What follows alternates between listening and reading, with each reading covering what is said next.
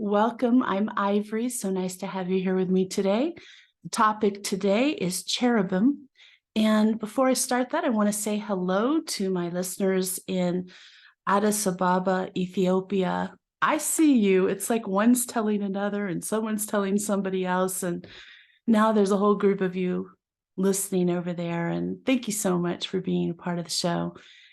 Let's jump right into this. This was actually a topic requested by a listener, and I had done a similar show earlier. I'll talk about that at the end of this episode, but I want to start with, what are cherubim?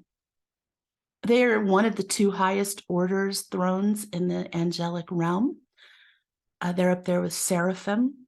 They are the guardians of the fixed stars, keepers of celestial records, and bestowers of knowledge. In the Talmud, cherubim are equated with the order of wheels, also called ophanim. And we'll get into why that is. A cherub, or a plural form of cherubim, is a celestial figure frequently referenced in the Bible. In Christian, Jewish, and Islamic literature, the cherubim are angelic winged beings with human, animal, and bird-like attributes who serve as throne bearers of God. Their four faces are ox, lion, man, and eagle. And although Ezekiel in the Bible, when he talks about them, he replaces the face of an ox with the face of a cherub. They move quickly, using a wheel within a wheel, and their wings cover their body. And again, later in the show, I decided to read to you the entire portion of the Bible where Ezekiel describes seeing the cherubim, because it is quite fascinating. Cherubim are described as serving the will of God, performing divine duties in the earthly realm.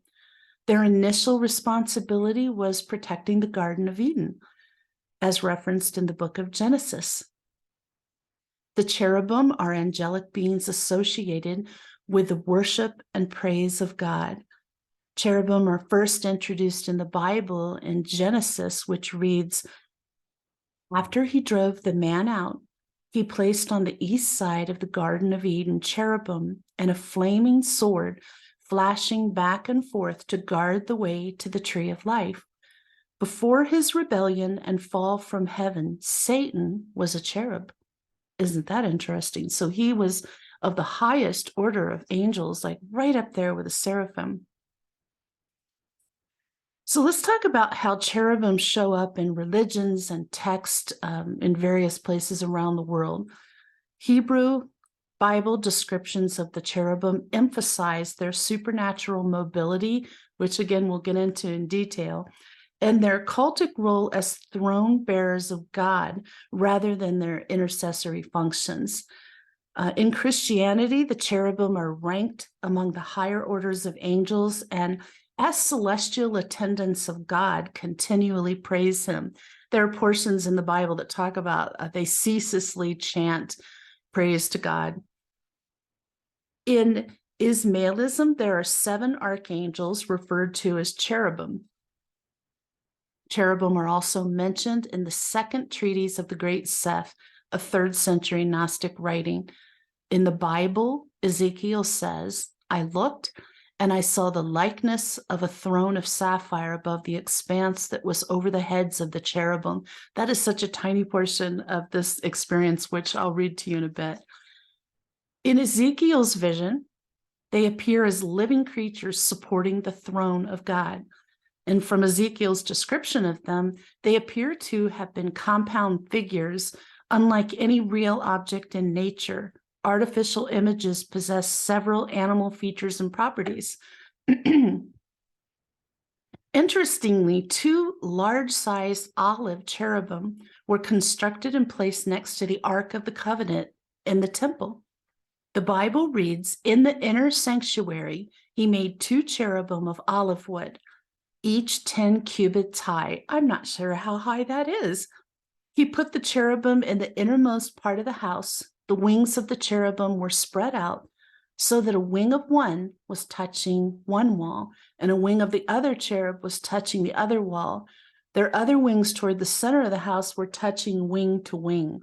I imagine they were enormous. If anybody knows how big a cubit is, please weigh in. Ezekiel speaks of 4, and this number of living creatures is mentioned in Revelation. Those on the ark are called the cherubim of glory, or cloud of glory, for on them the visible glory of God rested. They were placed at each end of the mercy seat with wings stretched upward and their faces toward each other and toward the mercy seat. They were anointed with holy oil, like the ark and other sacred furniture. In some instances in the Bible, they seem to be connected to God's judgment and redemption of humanity. Cherubim appear in several books of the Bible, including Genesis, Ezekiel, Kings, and Revelation. So as I was reading through all of this, it'd been a while since I had, and it was just like mind-blowing to me. It was almost like I'd never read it before. Ezekiel's experience with a cherubim is quite profound. So his vision is detailed and fascinating. Keep in mind that he was struggling to describe something he had never seen before, something so awe-inspiring and overwhelming that it must have been difficult to put into words. It's sort of like if a caveman saw a rocket, how would he describe that? Or a car, how would he even describe that? So I will share with you now the entire passage from the Bible about Ezekiel's encounter with cherubim in Ezekiel's words. As I looked, behold, a storm wind was coming from the north, a great cloud with fire flashing forth continually and a bright light around it. And in its midst, something like glowing metal in the midst of the fire. Within it, there were figures resembling 4 living beings, and this was their appearance. They had human form. Each of them had 4 faces and 4 wings. Their legs were straight, and their feet were like a calf's hoof, and they gleamed like burnished bronze. Under their wings, on their 4 sides, were human hands. As for the faces and wings of the 4 of them, their wings touched one another. Their faces did not turn when they moved. Each went straight forward. As for the form of their faces, each had the face of a man. All 4 had the face of a lion on the right and the face of a bull on the left, and all 4 had the face of an eagle. Such were their faces. Their wings were spread out above. Each had 2 touching another being and 2 covering their bodies, and each went straight forward. Wherever the spirit was about to go, they would go without turning as they went. In the midst of the living beings, there was something that looked like burning coals of fire, like torches darting back and forth among the living beings. The fire was bright, and lightning was flashing from the fire, and the living beings ran to and fro like bolts of lightning. Now, as I looked at the living beings, behold, there was one wheel on the earth beside the living beings for each of the 4 of them. The appearance of the wheels and their workmanship was like sparkling beryl, and all 4 of them had the same form, their appearance and workmanship being as if one wheel were within another. Whenever they moved in any of their 4 directions without turning as they moved. As for their rims, they were lofty and awesome, and the rims of all 4 of them were full of eyes round about. Whenever the living beings moved, the wheels moved with them. And whenever the living beings rose from the earth, the wheels rose also. Whenever the spirit was about to go, they would go in that direction, and the wheels rose close behind them, for the spirit of the living beings was in the wheels. Whenever those went, these went, and whenever those stood still, these stood still. And whenever those rose from the earth, the wheels still rose close beside them, for the spirit of the living beings was in the wheels. Now over the heads of the living beings, There was something like an expanse, like the awesome gleam of crystal spread out over their heads. Under the expanse, their wings were stretched out straight, one toward the other. Each one also had 2 wings covering its body on the one side and on the other. I also heard the sound of their wings, like the sound of abundant waters as they went, like the voice of the Almighty, a sound of tumult like the sound of an army camp. Whenever they stood still, they dropped their wings. And there came from a voice from above the expanse that was over their heads. Now above the expanse that was over their heads, there was something resembling a throne, like lapis lazuli in appearance. And on that which resembled a throne high up was a figure with the appearance of a man. Then I noticed from the appearance of his loins and upwards something like glowing metal that looked like fire all around within it. And from the appearance of his loins and downward, I saw something like fire, and there was a radiance around him. As the appearance of the rainbow in the clouds on a rainy day, so was the appearance of the surrounding radiance. Such was the appearance of the likeness of the glory of the Lord. And when I saw it, I fell on my face and heard a voice speaking. Then I looked, and behold, in the expanse that was over the heads of the cherubim, something like a sapphire stone, in appearance resembling a throne, appeared above them. And he spoke to the man clothed in linen and said, "Enter between the whirling wheels under the cherubim and fill your hands with coals of fire from between the cherubim and scatter them over the city."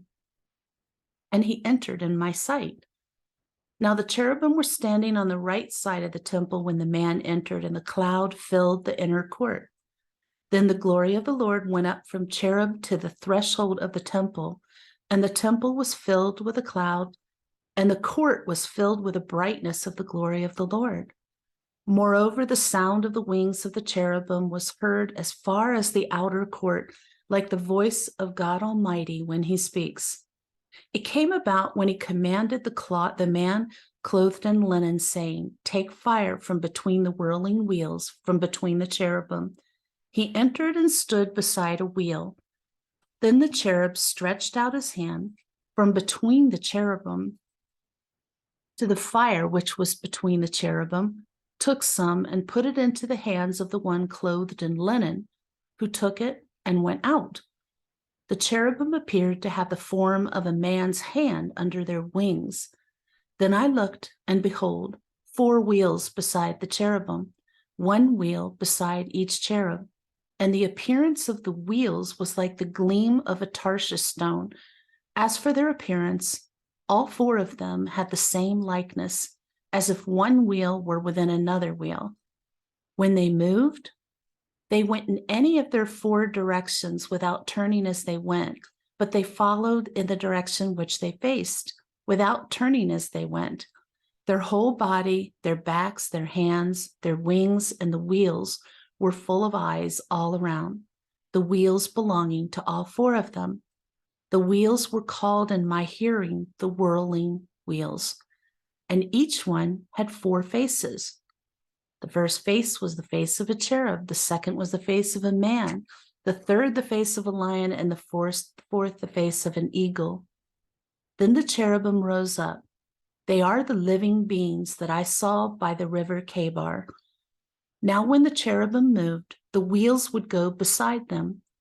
Also, when the cherubim lifted up their wings to rise from the ground, the wheels would not turn from beside them. Then the glory of the Lord departed from the threshold of the temple and stood over the cherubim. When the cherubim departed, they lifted their wings and rose up from the earth in my sight with the wheels beside them. And they stood still at the entrance of the east gate of the Lord's house, and the glory of the God of Israel hovered above them. These are the living beings that I saw beneath the God of Israel by the river Kebar. So I knew that they were cherubim. Each one had 4 faces, and each one had 4 wings, and beneath their wings was the form of human hands. I think of Ezekiel seeing a sight that is just so mind-blowing, so out of in the ordinary, out of anything anyone he knows has seen, anything he's heard of, and trying to put into words that he could understand, trying to make sense of what he saw. And so I can understand how difficult that would be. And it's good to sort of read that passage and think about take his interpretation out of it and just imagine the fact of what he's seeing. Um, it's very interesting. It's just I've thought about this a lot since I was in seventh grade and first read in detail about this. And I think I was just old enough then to really understand what I was reading. And it's really intrigued me since. I want to talk about cherubim as being symbols. Some people do see them as angelic beings, while other people see them as only symbolic figures. Some believe the cherubim were intended to represent spiritual existence in immediate contact with Jehovah, God. Some have regarded them as symbolical of the chief ruling power by which God carries on his operations in providence. Others interpret cherubim as having reference to the redemption of man and as symbolizing the great rulers or ministers of the church. There's a lot of other opinions. We're not going to go to each one of those today, but there's a lot of opinions. There's for thousands of years, there have been discussion, interpretation, reinterpretation, arguments, dissent about the Bible, the contents, and I'm sure that's true of other religious texts as well. We're always curious. We weren't there when it happened, so we're curious about it. So what is the relation of cherubim to humans? The cherubim and seraphim have special prayers for sick people, which are used as a form of faith healing. And these prayers are led by leaders of the church, while the sick person kneels in the middle of a circle if they are able. I was trying to look up to see about modern sightings of cherubim, and I really didn't find anything. I had found some things about people seeing a seraphim, which, as much as I love angels, I do not really want to see a seraphim. I think that would be kind of scary, even though they're beautiful and they're extremely high frequency. You'll have to go back and listen to about that one. So there really haven't been, there's not a whole lot online about recent sightings of cherubim. So cherubim names from scripture. These are some angelic figures from the Bible that are mentioned as being cherubim. One is Archangel Gabriel, so he is cherubim. Lucifer before his fall from grace. It makes it even more of a betrayal and tragic when one of the highest two levels of angels falls from grace, turns their back on God. Archangel Raphael, the great healer, is also cherubim. And Rikbiel, the prince of the wheels of the Merkaba. There's others, but these are the ones I thought that you might actually have heard of, recognized. Rikbiel probably being the least of those. I hope that you enjoyed learning about the cherubim, that I provided some new pieces of information, got you thinking, wondering, and whet your appetite to learn more. As I said, this particular topic and going on with the orders of angels was requested by a listener, and I appreciate that. I told you I'd get around to this one. This was actually the second in my series about angelic orders. Some time ago, I did an episode about seraphim. You can go back and find that on the podcast platform or on my YouTube channel and listen to that one. And again, that's the other highest order in the angelic realm.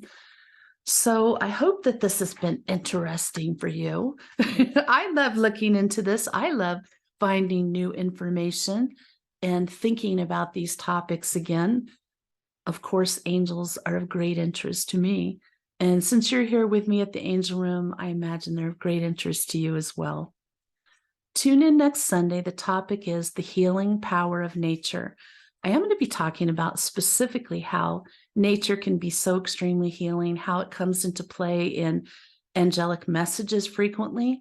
And I also want to talk about some of the times that I and people I know have seen and taken pictures of angels in nature And that ties in with the topic. So we'll be discussing that next week, and I look forward to that topic. And in the meantime, may your angels surround you.